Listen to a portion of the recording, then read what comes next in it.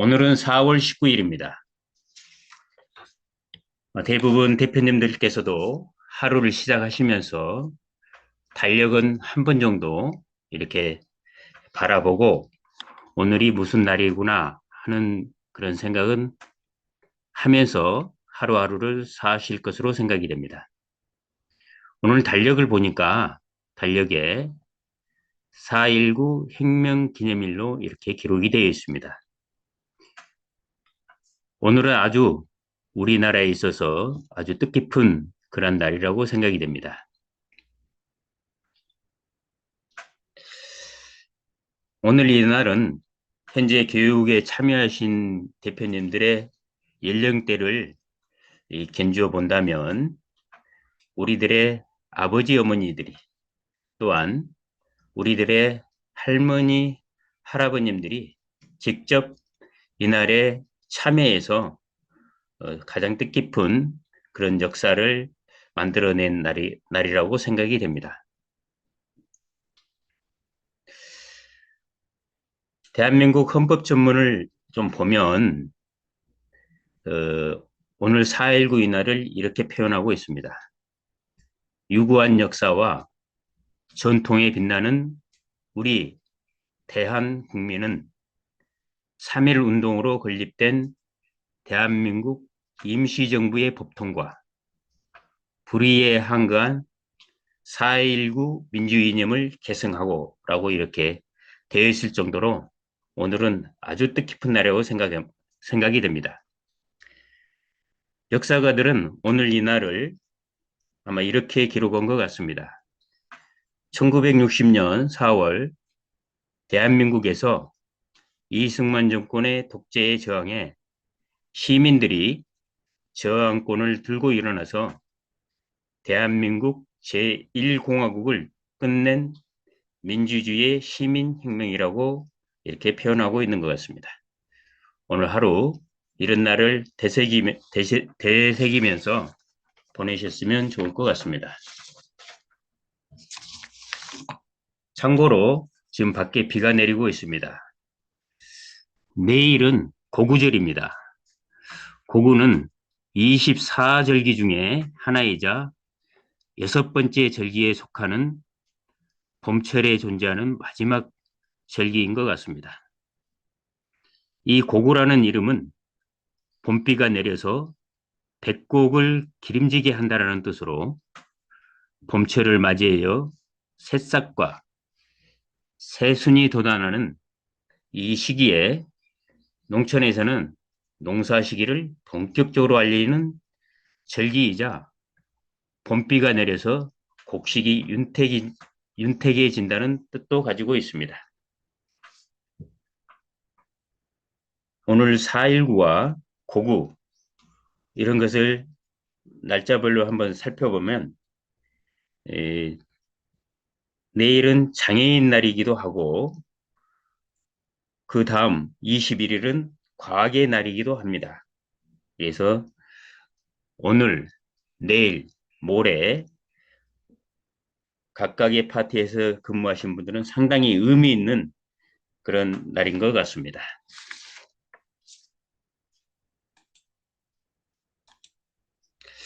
오늘 말씀드릴 순서는 지난주 강의 내용을 잠깐 살펴보고 현재까지 제가 진행한 앱 강의 진행 상태에 대해서 간단히 공유를 해보도록 하겠습니다. 이어서 우리가 가지고 있는 자산을 어떻게 현금화할 것인지에 대해서 보신 후에 결론으로 진행할 수 있도록 하겠습니다.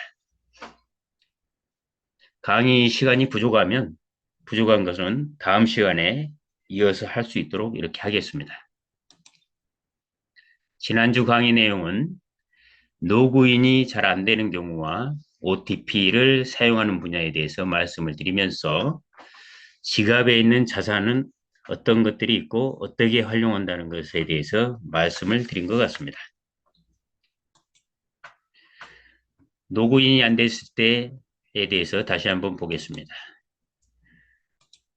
통상 로그인하면서 위에 표시된 바와 같이 password or OTP is not correct라고 표현이 됩니다. 패스워드가 비밀번호가 잘못됐든지 OTP가 정확하지 않습니다라는 이 뜻입니다. 이렇게 됐을 때는 해결하는 방법은 총 세 가지가 있는데 비밀번호 오류를 직접 해결하는 것이 한 가지 방법이고 두 번째로는 그룹에서 운영하는 1대1 문의를 활용하는 방법 세 번째로는 비밀번호를 찾아서 재설정하는 방법이 있겠습니다.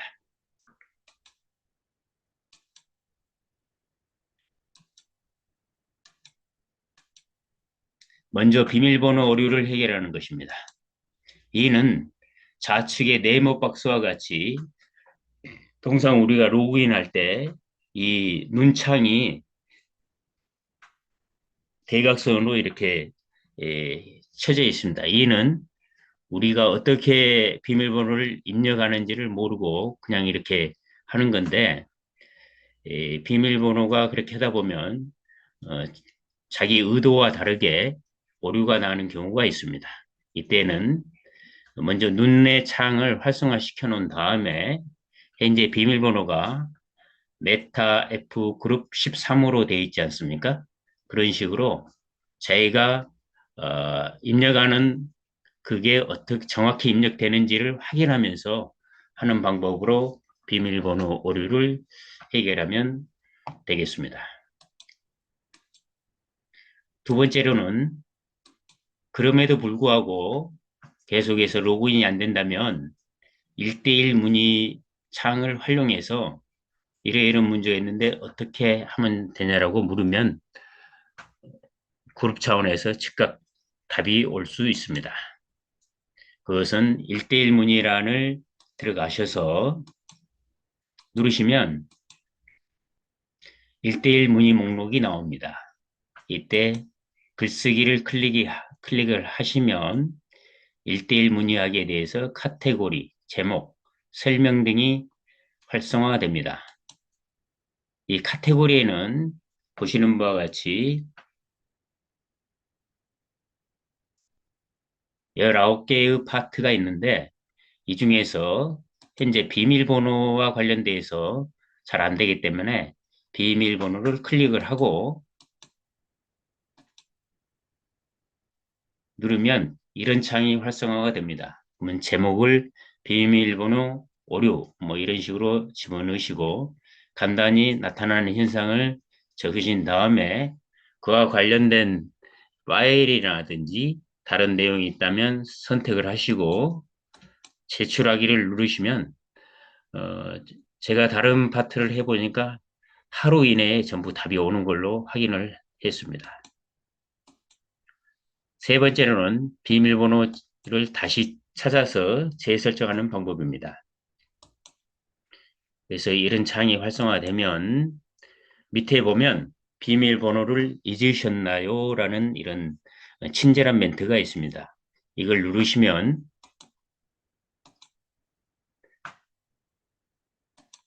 동일한 내용이 나오면서 이메일 주소를 입력하시면 임시 비밀번호를 보내드립니다. 라고 해서 이메일 주소를 쓸 수 있는 그런 창이 활성화가 되겠습니다.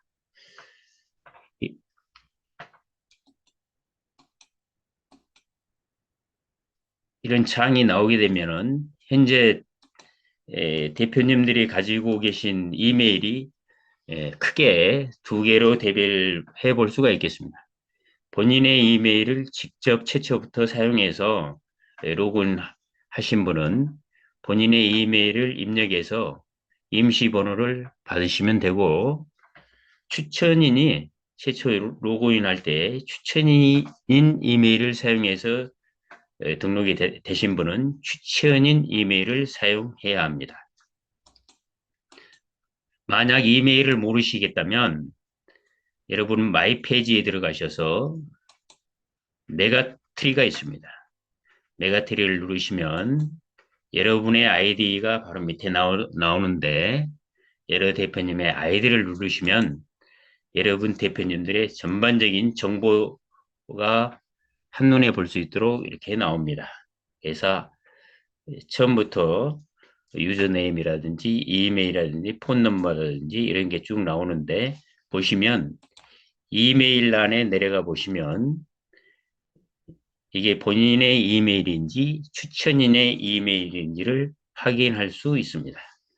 이메일로 임시 비밀번호가 나가게 되는데 그 임시 비밀번호를 받은 후에 적어놓고 계정의 설정에 들어가셔서 이메일에 이메일을 입력한 후에 사용자 아이디를 넣고 임시 비밀번호를 받은 것을 해당에 넣은 다음에 새로운 비밀번호를 뭘로 할 것인가를 정해서 설정한 후에 집어넣고 설정을 하시면 자기의 새로운 비밀번호로 재등록해서 사용하실 수가 있을 것 같습니다. 다음은 OTP입니다. OTP는 제일 많이 사용한다고 생각하시면 될 것 같습니다. OTP는 위에 있는 바와 같이 온타임 패스워드인데 일회용 비밀번호입니다. 일회용만 비밀번호를 사용하기 때문에 각종 거래 시에 상당히 유용하고 한번 사용된 그런 비밀번호는 재사용이 불가하기 때문에 보안이 상당히 강화됐다고 생각하시면 되겠습니다. 이와 같은 OTP에는 시간을 기반으로 하는 OTP하고 카운트를 기반으로 하는 OTP, SMS 기반 OTP가 있다고 말씀을 드렸습니다. 시간을 기반으로 하는 OTP는 현재 저희들이 사용하는 그런 OTP가 되겠습니다. 그래서 통상 한 20초면 6개 숫자를 제공했다가 그 입력 시간이 초과하거나 넘어가게 되면 OTP가 변경되는 그런 시스템입니다. 이는 짧은 유효 기간으로 인해서 도청이라든지 재사용 공격에 대한 저항력이 상당히 높다는 그런 평가를 받고 있습니다. 카운터 기반은 각 OTP 생성시마다 카운터 값이 증가하는 그런 OTP입니다. 이거는 동기화가 필요한데요. 서버와 클라이언트 카운터 값이 일치하지 않으면 실패할 확률이 매우 높습니다. 다음은 SMS 기반 OTP인데요. 이는 문자 메시지로 OTP 6자리를 전송해서 다시 그것을 받아서 입력하면 그게 비밀번호가 사용이 승인되는 그런 시스템인데요. 이는 온라인 뱅킹이라든지 쇼핑몰, 보험회사 이런 데에서 사용되는 그런 OTP가 되겠습니다. 우리 앱에 깔려있는 OTP는 로그인할 때 OTP 코드를 입력할 수 있도록 이렇게 되어 있고 자산과 관련해서는 수합할 때, 토큰을 출금할 때, 그리고 메타캐시를 전송할 때 각각 OTP 코드를 입력할 수 있도록 되어 있습니다. 그래서 반드시 OTP 코드는 여러분이 보안 4단계를 설명할 때 말씀을 드렸지만 그 단계를 거쳐서 OTP까지 완성해 놓으셔야지 보안도 강화되고 내 자산을 내가 직접 지키면서 활용할 수 있다는 큰 장점이 있을 겁니다. 다음은 지갑자산 활용입니다. 앱 화면의 상단에 있는 사선을 눌러보시면 이러한 창이 활성되면서 맨 아래 이 사각 하단이 나옵니다. 이거를 클릭하면 F토큰으로부터 트론까지 총 7개의 자산이 어떻게 형성되어 있는지 쭉 해서 등장하게 됩니다. 어떻게 보면 이게 대표님들이 가지고 계시는 그 자산이라고 보시면 될 것 같습니다. 그리고 이런 자산을 입금을 한다든지 수합을 한다든지 송금을 한다든지 캐시 전송을 다른 분한테 해주고 싶다든지 이럴 때 사용하는 그런 기능이 탑재되어 있습니다. 이런 자산을 한번 우리가 사용을 해야 되는데 처음에 들어가게 되면 처음 화면이 좌측에 있는 화면 같이 이렇게 활성이 됩니다. 근데 이게 무슨 뜻인, 처음에는 상당히 많이 이렇게 당황을 합니다. 왜냐하면, 수업을 해야 된다든지, 캐시 이동을 해야 되는데, 그 화면이 나와야 되는데, 이와 같이 계정부터 레이싱까지 이렇게 쭉 나오는 화면이 등장하다 보니까, 내가 뭘 잘못했는가? 라는 그런 의구심을 갖는 게 현실입니다.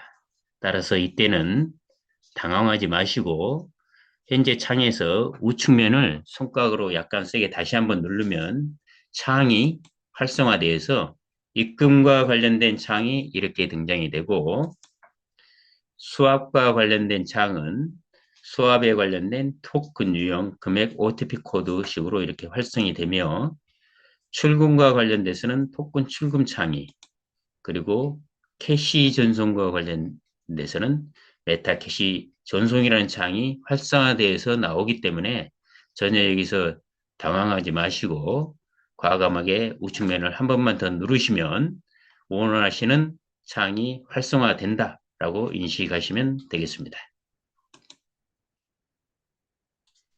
다음은 저희 강의 진행상에 대해서 간단히 한번 짚어보고 갈 수 있도록 하겠습니다.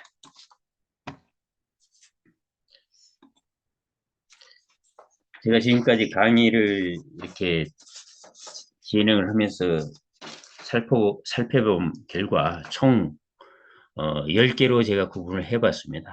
계정부터 1대1 문의, 공지사항, 인벤추리, 말, 스테이킹, 거래소, 상점, 레이싱, 그리고 자산 이렇게 되겠습니다. 우측표에서 보시는 바와 같이 1번 계정과 관련해서는 5개 분야에 대해서 4개 분야를 실시해서 진행률로 보면 수치적으로 한 80%는 달성이 됐다라고 판단해 봤습니다. 2번 1대1 문의와 관련해서는 한 개 파트가 있는데 이것은 실시가 돼서 100% 달성이 됐다라고 판단이 됩니다.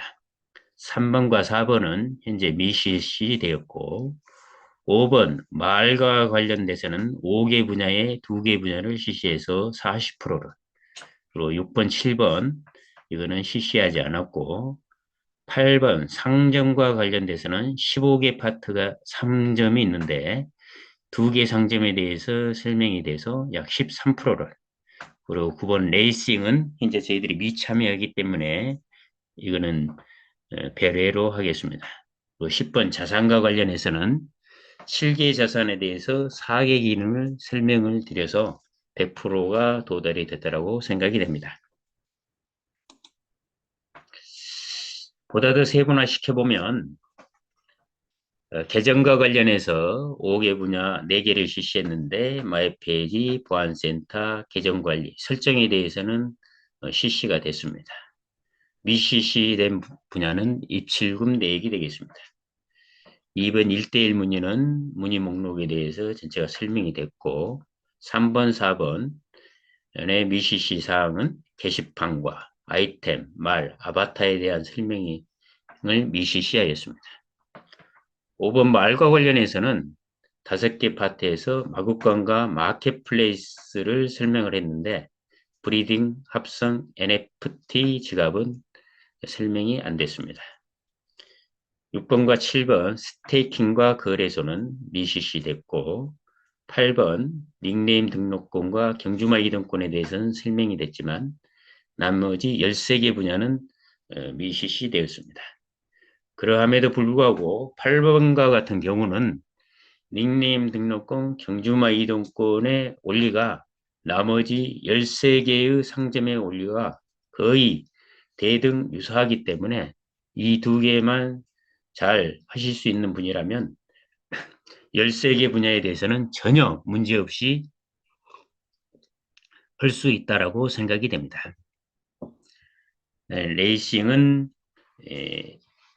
3월 이전에는 많은 분들이 참여도 했고 그러는데 3월 이후에 오신 분들은 이 레이싱 분야를 참여를 못 해봤기 때문에 이 레이싱이 어떻게 이루어진다에 대해서는 다른 강사님들이 계속해서 실시간 그 경주하는 하는 사항을 계속해서 보내드리고 있는 것을 참고해 보시면 레이싱이 어떻게 진행되는가라는 그런 것을 인식할 수 있을 거라고 생각이 됩니다.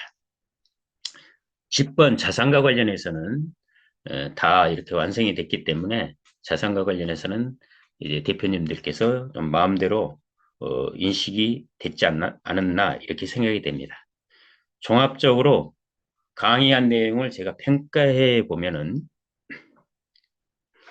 제가 말씀드리면서 이런 것들이 있었고 이런 것들은 어떤 기능이고 어떤 역할을 한다는 것 정도로 말씀을 드린 것 같습니다. 이를 좀 수치해 보면 저는 여러 대표님들께 제공해 드린 거는 한 1에서 5% 정도의 수준이라고 판단이 되고 대부분은 이런 내용을 접해 보시고 또 다른 강사님들의 강의를 접하면서 대표님들의 관심과 노력과 꾸준함과 과감성으로 현재 많은 부분들을 얻어가고 있지 않는가 이런 생각이 됩니다. 따라서 한 95% 정도는 대표님들 스스로 이 앱 사용에 대해서 알고자 하는 열망이 넘쳐 흘러서 다 이루어진 결과가 아닌가 이런 생각이 됩니다. 다시 한번 강의를 제가 하는 시간까지 여러 대표님들과 함께 하겠다는 말씀을 드리면서 또한 감사하다는 말씀을 아울러 드리겠습니다. 오늘은 자산에 대한 현금화에 대해서 말씀을 드려보겠습니다. 약간 이해하기 좀 난해한 부분도 있고 딱딱한 부분도 있는데 어떻게 보면 이게 강의의 좀 클라이막스가 아닌가. 왜냐하면 대표님들이 처음에 이 사업에 대해서 알고 또한 코인과 말과 필리핀 투자 이런 것들을 통해서 메타F 그룹에 대해서 알아갔지 않습니까? 그걸 통해서 또한 어, 대표님들 각자가 목표를 이루고 있는 그 부의 수치를 달성해 가고 있다라고 생각이 됩니다. 그렇다면 내가 여기에 내 자산을 가지고 있는데 이 자산을 현금화하지 못한다면 큰 의미가 없다라고 생각이 됩니다. 그래서 이 분야는 두 번, 또 세 번 계속해서 어, 재반복을 통해서 말씀을 드릴 수 있도록 제가 하겠습니다. 그래서 이 자산에 대해서 현금화를 해서 또 다시 재투자가 되고 또 내가 필요한 부분에 사용도 할 수 있는 그런 능력과 그런 핸드폰을 다루는 그런 능력을 가지고 있다면 전혀 문제가 없지 않나 이렇게 생각이 됩니다. 자산 현금화 절차입니다. 먼저 저희가 가지고 있는 지갑 자산 7개에 대해서 확인을 한 다음에 이걸 크립토 카드라는 그 파트로 넘어갑니다. 그러면 크립토 카드라는 그 매개체를 통해서 우리가 ATM 등을 통해서 인출해서 사용하는 그런 절차로 크게 대별해 볼 수 있다고 생각이 됩니다. 그런 여기서 크립토는데 크립토가 도대체 뭔가 또 어떤 의미를 가지고 있는가에 대해서 한번 볼 필요가 있다고 생각이 됩니다. 크립토는 단순한 디지털 자산 그 이상을 의미한다라고 생각하시면 될 것 같습니다. 크립토의 기본 개념은 안전성하고 비밀성이 가장 중요합니다. 그리고 이러한 크립토 기술은 이 암호화 알고리즘을 통해서 검증이 되고 있으며 실제로 사용이 되고 있는 그런 파트입니다. 크립토 카드는 암호화폐를 법정화폐로 변환해서 결제를 가능하게 하는 카드입니다.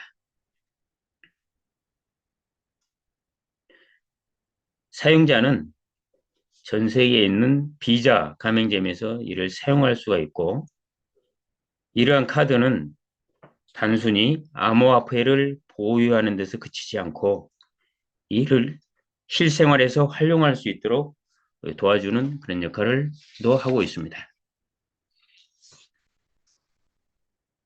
따라서 크립토의 핵심 요소는 암호화라고 이야기하고 있습니다.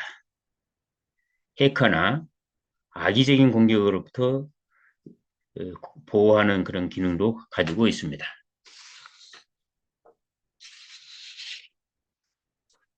이러한 크립토 기술은 블록체인과 암호화 기술을 기반으로 해서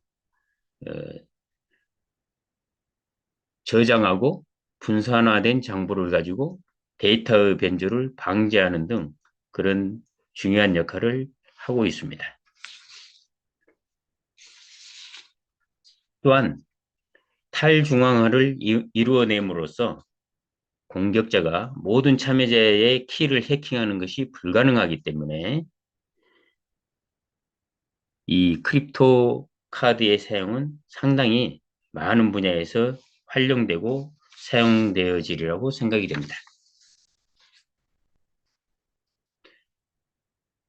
우리가 자주 이야기되는 NFT, non-fungible 토큰 있지 않습니까? 이것도 크립토의 혁신적인 응용의 한 분야라고 이렇게 생각하시면 될 것 같습니다. 결론적으로 크립토 카드는 암호화폐를 법정화폐로 변환해서 결제를 가능하게 하는 카드라고 이렇게 인식하시면 되겠습니다. 자산의 현금화 절차입니다. 출금은 자산이 USDT로 우리가 가지고 있지 않습니까? 그거를 USD로 가서 USD를 가지고 현금으로 출금하는 그런 형태로 진행이 되겠습니다. 출금 방법은 거래소와 크립토 카드를 이렇게 활용하는 그런 방법이 있겠습니다. 거래소를 이용한 출금 시에 약간의 제한 요소는 아래와 같겠습니다. 수수료가 발생한다. 둘째, 복잡하고 번거롭다. 셋째, 주소가 잘못되어서 손송되면 내 자산은 어디에 어떻게 어디로 갔는지 알 수도 없고 그 자산은 영원히 미화가 돼서 찾을 수 없다라는 그런 제한 요소가 있을 수 있겠습니다. 따라서 자산을 현금화하기 위해서는 지갑 자산의 내역을 확인하시고 전환 방법을 수합을 통해서 USDT로 전부 전환이 돼야 될 것 같습니다. 지갑 자산 내역 확인은 우리가 자산에 들어가면 7개의 자산이 있습니다. 그것을 통해서 내가 가지고 있는 자산이 어느 정도 있는지를 확인하시면 되고, 전환 방법은 강의에서 말씀드린 바와 같이 4가지 방법이 있지 않습니까? 입금, 수합, 출금, 캐시 전송. 근데 이 수합을 통해서 가지고 있는 것을 전부 USDT로 변환이 되어야 될 것입니다. 그럼 수합을 하기 위해서 한번 들어가 보겠습니다. 수합을 처음에 이렇게 누르시면 이러한 모습이 나옵니다. 수합과는 전혀 다른 그런 모습이 나오는데 다시 한번 강조드리지만 이럴 때 당황하지 마시고 우측을 한번 세게 누르면 이런 화면이 나오겠습니다. 그래서 이 절차는 정상적이라고 생각하시고 수합이라는 화면이 나올 때까지 누르시고 다음을 하시면 될 것 같습니다. 수합에 대해서 다시 한번 보겠습니다. 수합에 들어가면 재화를 7가지를 선택하게 되겠습니다.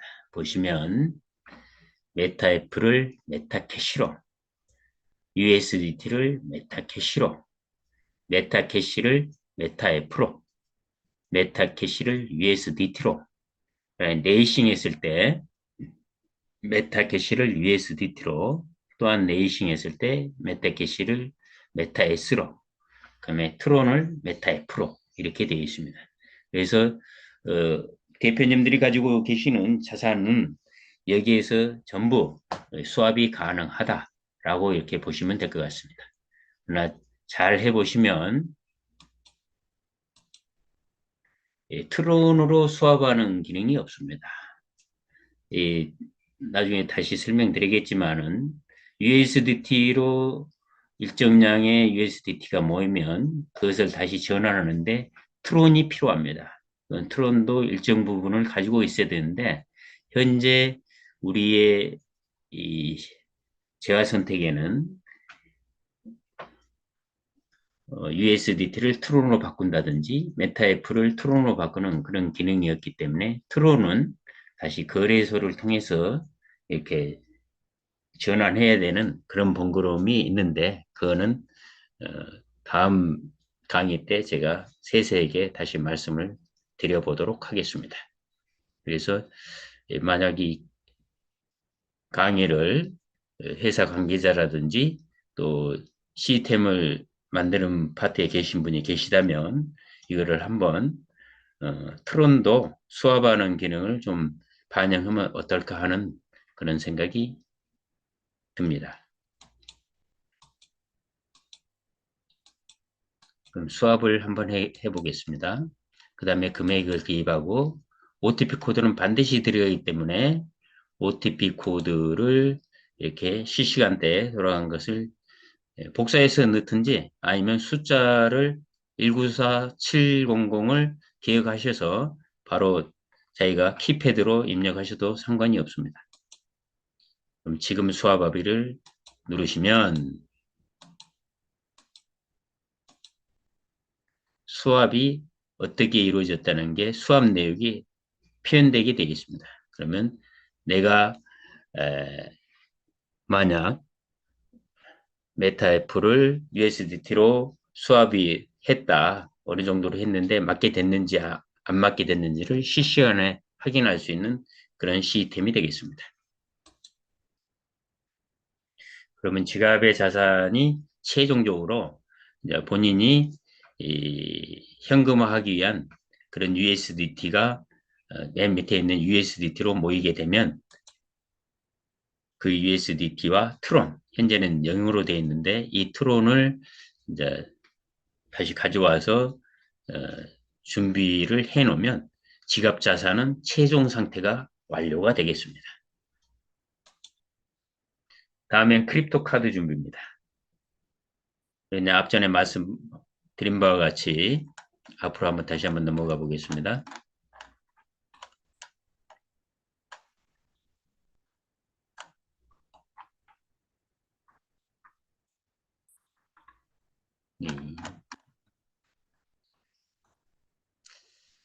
자산 현금화 절차가 자산에서 크립토 카드로 가서 ATM으로 인출되는 그런 단계를 거치기 때문에 현재 지갑 자산에 대해서 우리 대표님들께서 다 이제 USDT의 양과 트론까지 다 준비가 됐기 때문에 다음은 이제 크립토 카드가 있어야 되는 그런 부분이지 않습니까?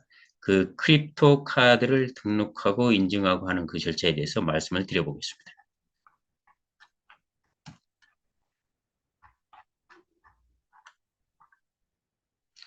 자, 1단계는 크립토 카드 회원에 등록하는 것이고 2단계는 카드 등록이 마쳤으면 인증을 하는 것이고 3단계는 카드를 발급해서 사용하는 그런 단계로 진행이 되겠습니다. 1단계의 진행하기 위한 요건은 카드 발급 신청자에 한해서 계정 승인을 합니다. 이거는 대부분이 회원님들이 대표님들께서 직접 하시는 게 아니기 때문에 그 이루어진 절차만 한번 쭉 들어보시면 될 것 같습니다.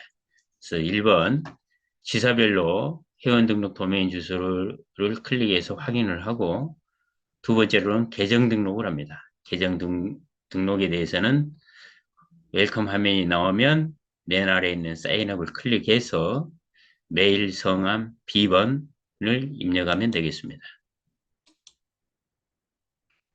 그런 다음에 카드 회원 등록을 하게 되는데 우리가 이합전에 보안센터에 가서 KYC 등록할 때 막 사진 찍고 퍼스트네임 올리고 라스트네임 올리고 폰하고 주소 영어로 쳐서 넣고 막 이렇게 말씀드린 거 있지 않습니까? 그런 거 동일하게 진행된다라고 생각하시면 되겠습니다.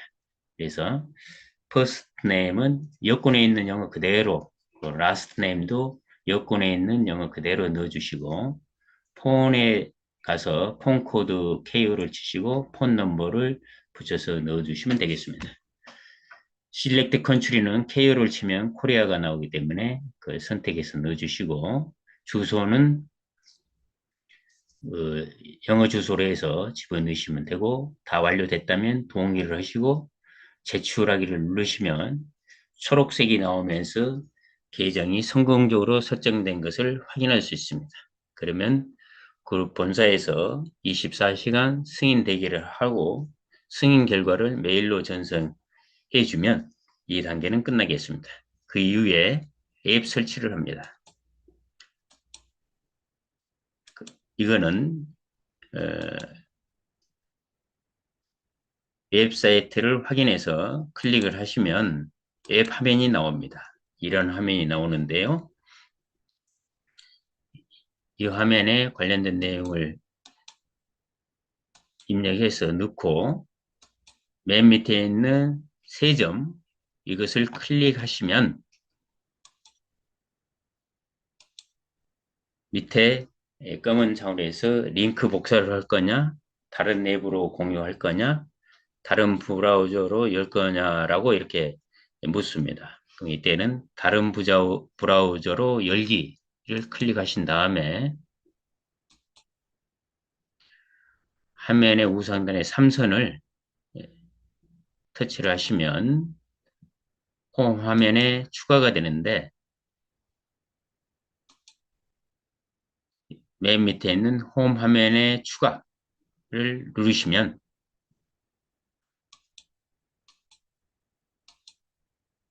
이런 화면이 나오면서 바로 가기를 만들겠습니까? 라는 그런 멘트가 나옵니다. 여기에서 추가를 클릭하시고 추가를 클릭하시면 이 A라고 하는 이 문구가 나오면서 홈 화면에 추가 이게 있습니다. 이 A를 꾹 눌러서 대표님들의 가져다 놓으시고자 하는 휴대폰의 홈 화면에 갖다 놓으시면 앱은 설치가 완료가 되겠습니다. 이런 형태로 앱이 설치가 됩니다.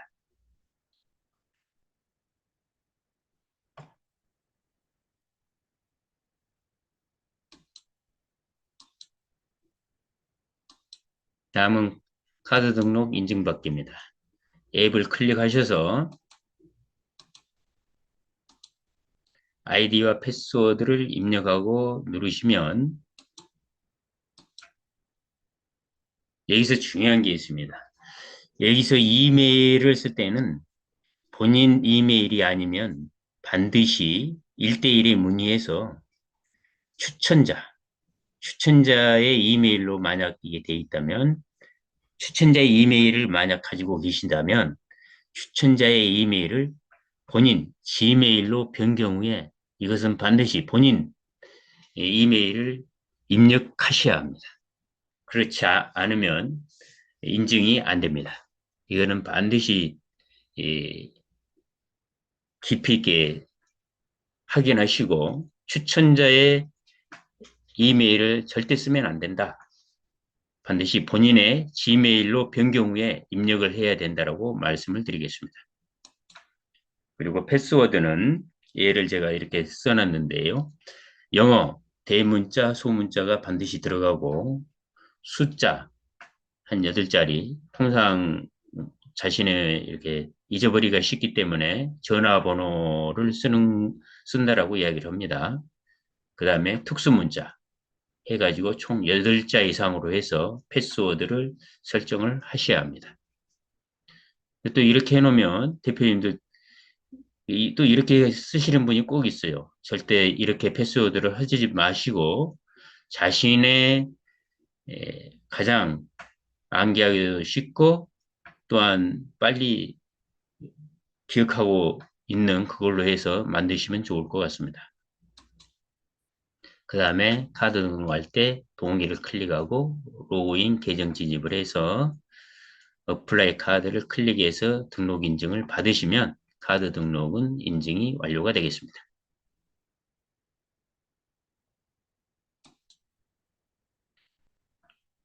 크립토 카드 등록 인증 절차입니다. 카드 등록 인증은 비자 카드사에서 수행하기 때문에 이것은 2 내지 7일이 소요되는데요. 여러 가지 현재 뭐 불편한 점이 있어서 직접 하시는 걸로 알고 있습니다. 그래서 그렇게 회사 정책대로 가시면 되고 지금은 현 시스템은 이렇게 되어 있다라고 간단히 말씀을 드리겠습니다. 첫 번째, 어플라이 카드를 클릭해서 두 번째, 카드를 선택하는 클릭을 하고 화면을 좀 올린 다음에 Apply Now를 클릭해서 First Name, Last Date of Birth 이거는 달력 모양이 옆에 있기 때문에 그 달력 모양 클릭한 후에 입력하시면 됩니다. 젠더, 남성이냐 여성인가를 입력하시고 그 다음에 아이디를 증명하는 건데 자신의 아이디를 증명하는 자료를 여권이라든지 여권 번호, 여권 만료 기간을 입력하고 그 다음에 여권 사진을 찍고 여권을 들고 있는 사진을 찍고 상반신을 찍고 사진을 사인 사진을 찍고 여권과 카드를 들고 있는 사진을 미리 찍어서 앨범에다 저장해 놓으신 다음에 4번부터 하나씩 입력해 가시면 크게 무리 없이 진행이 됩니다.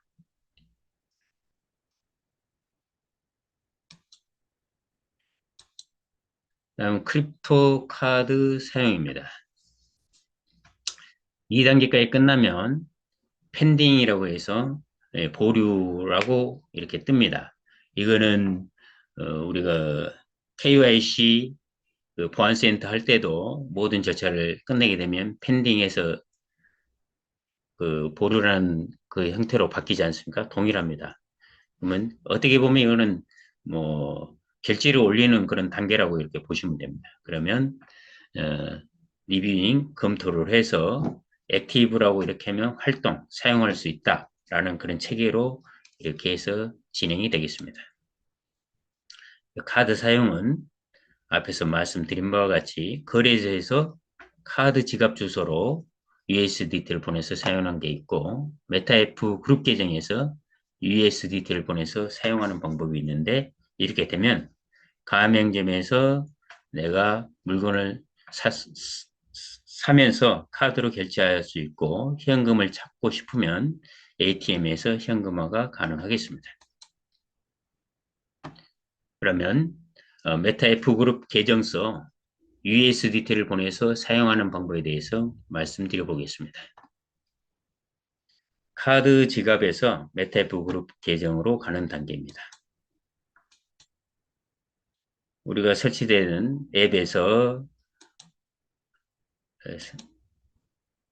들어가면 이와 같은 창이 나옵니다. 그러면 위에 있는 3선을 클릭하게 되면 다음에 위에부터 어플라이 카드부터 밑에 트랜스섹션까지 해서 나오는데 우리는 크립토 카드이기 때문에 크립토라고 클릭을 합니다. 그런 다음에 누르시면 이와 같이 이 주소 창이 활성화됩니다. 그럼 이 주소를 먼저 복사해 놓고 메타F 계정 지갑으로 이동합니다. 우리가 맨날 했던 자산이 있는 그런 지갑입니다. 여기에 가서 출금을 클릭을 하시면 화면이 활성화되는데 한번 세게 누르시면 관련된 출금 화면이 나타나고 재화를 뭘로 선택할 거냐 나오면서 우리는 다 USDT로 하니까 USDT를 선택하셔야겠죠. 그 다음에 받는 주소를 카드 지갑, 좀 전에 그 나왔던 그 복사해 놨던 그거를 집어넣는 겁니다. 그래서 이 복사했던 부분을 여기 지갑에 붙여넣기를 한 다음에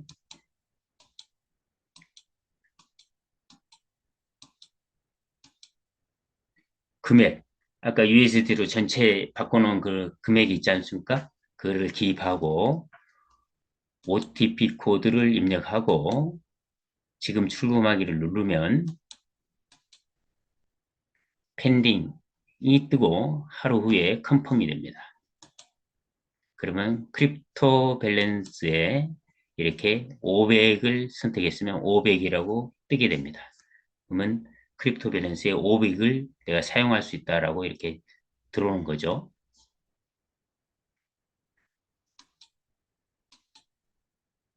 이거는 USDT이기 때문에 USD 달러로 바꿔야 되지 않겠습니까? 메타그룹 앱을 누르고 각 요소를 기입한 다음에 계속을 누르면 왼쪽 삼선이 있습니다. 이거를 누르시면 마이 카드가 있습니다. 마이 카드를 클릭하시고 탑업이라는 창이 있습니다. 이 탑업을 클릭하시고 화면을 올려보면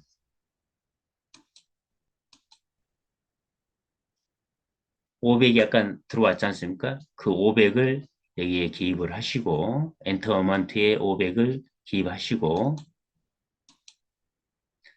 탑업을 클릭을 하시면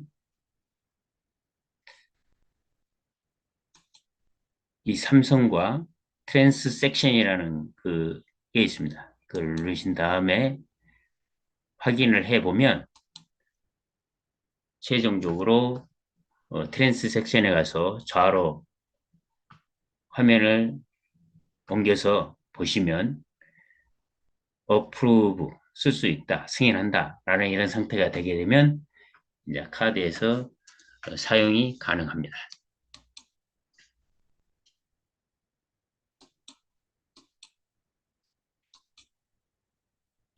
그럼 가맹점에서 사용하거나 ATM기에서 현금화하는 겁니다. 그러면 마이카드라는 그런 파트에 가서 밑에 있는 쇼핀이 있습니다. 이 쇼핀을 누르시게 되면 쇼핀에 핀 번호 6자리가 등장하게 됩니다.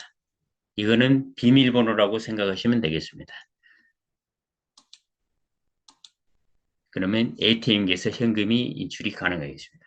그래서 쉽게 생각하시면 우리가 일반적인 카드를 가지고 ATM기에서 들어가셔서 카드를 넣고 쭉쭉쭉 관련된 내용을 진행하고 비밀번호 4자리를 누르세요 라고 이렇게 멘트가 나오지 않습니까?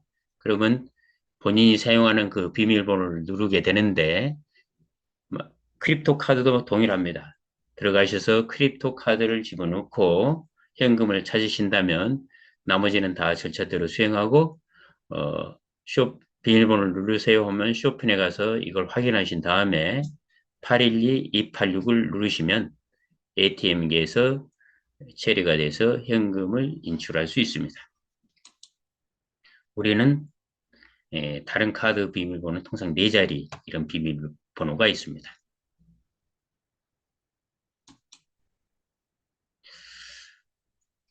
오늘은 자산현금화에 대해서 이렇게 말씀을 드려봤습니다. 회원 등록을 하고 앱을 설치하고 카드 등록 인증을 통해서 카드 사용을 하게 되는 그런 절차입니다. 그래서 오늘 말씀드리는 게 다라고 생각하지 마시고 저렇게 되는구나라는 정도만 인지하셨어도 크게 좋은 교육이 됐으리라고 생각합니다. 다음에도 계속해서 한 두세 번 반복을 하시면 그때부터는 대표님들도 개인 스스로 할 수 있을 거라고 생각이 됩니다. 전혀 걱정하지 마시고 전체적으로 저렇게 진행되는구나 라는 정도만 오늘은 인지하시고 어, 다음 교육 기회를 또 참여해서 강의를 들으신다면 보다 더 좋은 결과가 있으리라고 생각이 됩니다. 바쁘게 왔습니다. 잠깐 빨리 이렇게 진행하려고 했는데 시간이 많이 된 것 같습니다. 오늘은 마지막으로 또 노래를 한번 듣고 모든 강의를 마칠 수 있도록 하겠습니다.